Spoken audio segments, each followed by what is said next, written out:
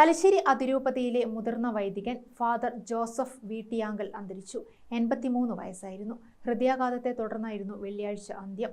കരുവഞ്ചാൽ ശാന്തി ഭവനിൽ പൊതുദർശനത്തിന് വെച്ച മൃതദേഹം ശനിയാഴ്ച രാവിലെ 9:30 തലശ്ശേരി കത്തീഡ്രൽ പള്ളിയിൽ എത്തിച്ചു. തുടർന്ന് 11 മണിക്ക് ആർച്ച് ബിഷപ്പ് മാർ ജോസഫ് പാംപ്ലാനിയുടെ നേതൃത്വത്തിൽ സംസ്കാര ശുശ്രൂഷകൾ നടന്നു.